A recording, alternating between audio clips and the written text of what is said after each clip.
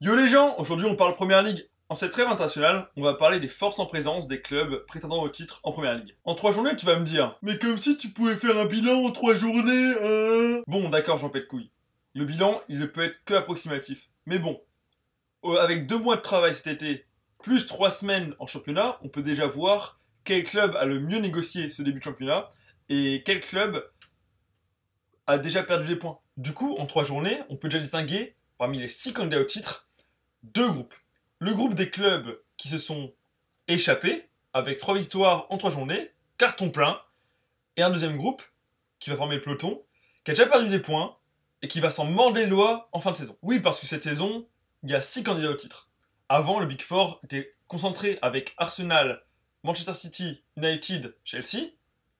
Aujourd'hui, le Big Four se transforme en Big Six, avec Liverpool et Tottenham qui sont additionnés aux 4 autres dont j'ai parlé.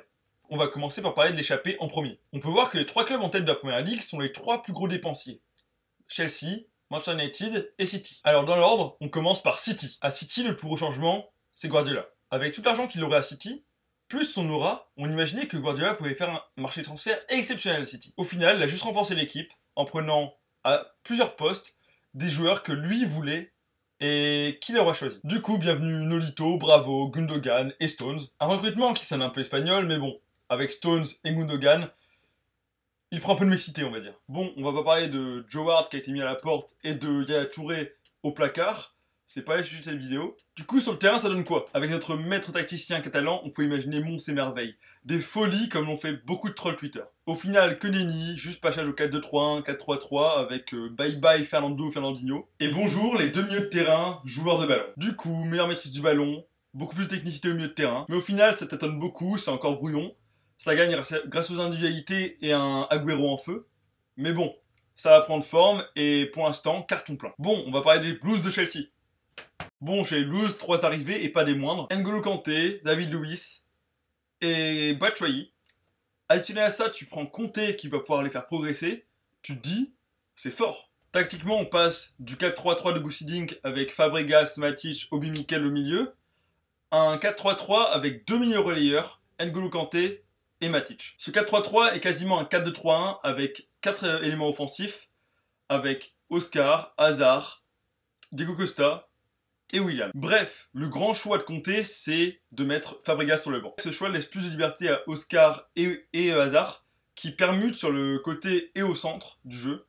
Donc Chelsea joue avec 2 meneurs de jeu, un excentré et un central, qui fait que le jeu est plus direct, et la récupération est plus facile au milieu de terrain, ce qui fait que l'équipe, même si aujourd'hui elle n'est pas encore rodée, on peut se dire que avec 2,5 buts de moyenne, c'est vraiment flamboyant pour l'instant. En tout cas, c'est l'équipe qui m'a fait le plus bon aperçu depuis le début de saison. Sans transition, on va parler des rois de ce mercato, United. Du coup, cet été, les Red Devils ont fait très fort. Bye bye Luis van Gaal, et bienvenue à l'être aimé José Mourinho.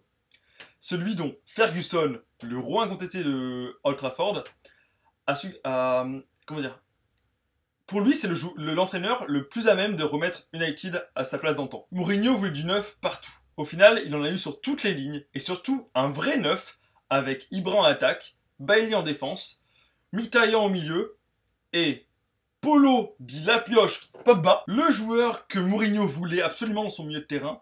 Mourinho voulait un deuxième type de milieu de terrain, un milieu de terrain qui pouvait porter le ballon et emmener le ballon dans la boîte adverse. On appelle ça le box-to-box en Angleterre. Du coup, la pioche arrive, 110 millions, plus 5 de bonus, joueur le plus cher de l'histoire. Mais bon, ça, on va pas en parler avec l'inflation des droits TV en première ligue. Tout ça, c'est normal. Malgré l'arrivée tard de Pogba dans l'effectif, United a réussi à faire 3 victoires en 3 matchs. Bon, c'est pas folichon, mais l'équipe arrive à gagner avec un Ibra qui marche solo et des individualités comme pour City plutôt. Mais on va dire que United et City, c'est le même combat, à part que City a plus de promesses dans le jeu. Tactiquement, ça se présente donc avec Fellaini, Pogba, et devant un quatuor offensif avec Mata, Martial, Rooney en sorte de faux numéro 10 qui est un peu en 9,5, qui redescend en phase défensive, et un Ibra devant en point de fixation qui peut déborder, qui déborde pas, qui aime revenir derrière pour toucher le ballon, mais qui est toujours là dans les défenses. Bref, même sans beaucoup de travail, United c'est solide pour l'instant. Ça peut faire très très très très mal. Si tous les joueurs arrivent à bien travailler ensemble et il y a une synergie qui se crée entre les joueurs, United, ça peut se qualifier rien qu'en Ligue des Champions déjà, carrément, et ensuite ça peut viser le titre, et dans 2 ans, bam bam bam. Franchement, pour moi, la Ligue Europa, le double Europa titre de champion d'Angleterre, ça peut se faire. Bon, maintenant, ce trio de devant va peut-être se transformer en un seul ou 2 clubs qui vont s'échapper, parce que le 10 septembre, il y a le match à pas louper, City United, le derby mancunien. C'est le match, franchement, si vous me manquez, vous êtes des PD, mais des gros PD. Les meufs, tu l'envoies chier, t'as une meuf à aller voir, tu l'envoies chier. T'as un partiel, t'as un DS, tu t'en bats les couilles. Tu t'en bats les couilles, tu leur dis, il y a le derby mancunien, il y a Guardiola contre Mourinho, il y a Ibra contre Agüero, il y a Pogba contre Yaya... Non, pas Yaya Touré, mais contre De Bruyne, on s'en fout. Il y a que des gros joueurs sur le terrain, un match à enjeu. Bref, ça va faire toute la première ligue. C'est vraiment le match à pas louper. Voilà, si je t'ai pas hypé avec ça. Voilà. Bref, revenons à le mouton, on va parler du peloton maintenant avec Arsenal. Hein. Toujours dans le peloton, hein, jamais devant. Avec Liverpool et Tottenham. On va commencer par les meilleurs, les Gunners. Mais nique sa mère, pourquoi on réussit jamais un début de saison? Putain. Bon, 4 points en 3 matchs, une défaite à domicile en ouverture. On va rester heureux, on a recruté Mustafi, Perez et Xhaka. Bon, après, il y a aussi Holding et... Je sais plus son nom, putain... Bielik. Bref, un recrutement pas du tout clinquant, à part deux très bons, voire très bons joueurs. Je sais pas quoi choisir. Avec Xhaka et Mustafi. Perez, moi, pour l'instant, je dis rien. J'ai jamais vu ce joueur. Je sais qu'il a marqué 17 buts la saison dernière, et que son deuxième meilleur total, c'était 9 en Grèce. Et bon, on va voir. Et après, il y a 2 promesses, c'est Holding et Bielik. Bon, vous l'avez compris, le début de saison, il est pas fou. Avec, franchement, dans le jeu, c'est pas terrible. Derrière, on est vraiment friable, voire on a des manquements, des lacunes, c'est un truc de fou. Quand Koscielny n'est pas là, pendant que Mertesacker est blessé, on avait une défense avec Chambers et Holding. Chambers, c'est une calamité. Franchement, il faut jamais le faire jouer. Jamais. Du coup, on a fait une défaite en ouverture contre Liverpool, 4-3.